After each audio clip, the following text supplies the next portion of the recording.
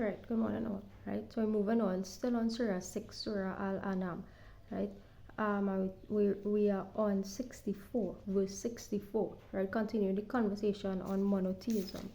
Right, um, right. So we will discuss two verses. Right, 64.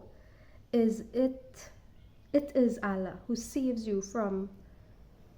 It is Allah who saves you from every distress. Right, and you still associate others with Him. Right. It is Allah who saves you from every distress, and still you associate others with Him, right? So, um, it is again reminding us, right, to remain your focus, right? Remain your focus, maintain focus, right, on the worship or communication with one being, one God, right? So I'm talking to you all, whoever is looking at my video, right? You are being reminded to keep your focus on one God. There is no God except Allah. There is no deities at all, right? There is one God, and that God is Allah, right?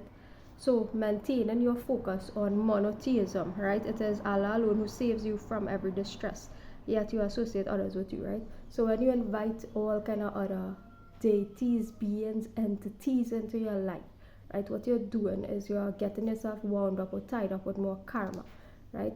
So you're tying up yourself. You're tying up yourself with more karma, more karmic action, reaction, all these things. And what we're trying to do is withdraw yourself from karma, untangle, right?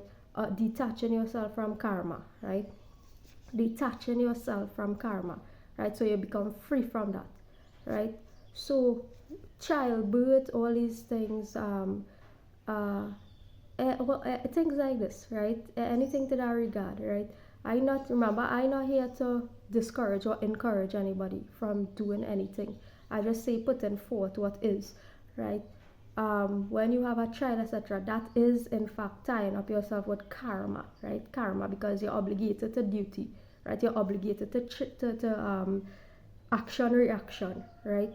You're obligated to that, right? So, at least for whatever portion of time that you are, right? So, again, is to reiterate to think about these things, whether you want to take that course of action or not, right? So we move into verse 71. Shall we invoke instead of Allah that which neither benefits us or harms us, right? And be turned back on our heels after Allah has guided us, right? We would then be like one whom the devils entice to wander upon the earth confused, while he has companions inviting him to guidance, calling, come to us.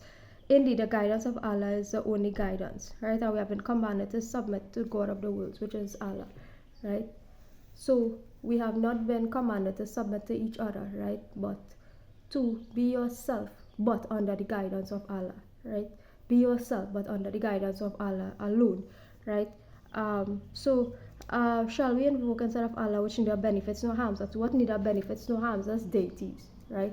Deities, they don't have the power to harm you and they don't have the power to benefit you. Either is neutral, that's why it just is, right? It don't have the power, right? Only Allah have that power. I don't have the power, right? I don't have the power to say kill somebody, right? I don't have that power, right? Allah have that power. I don't have it.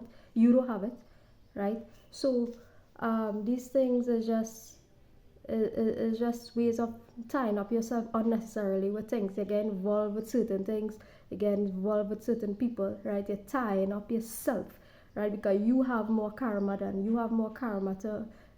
pay out, and you have more karma to receive by getting yourself tied up into different kind of situations that you could have just avoid, right? And smooth sailing, right? Sail smoothly along your journey, along your path, right? So so we'll move on tomorrow with this conversation, right?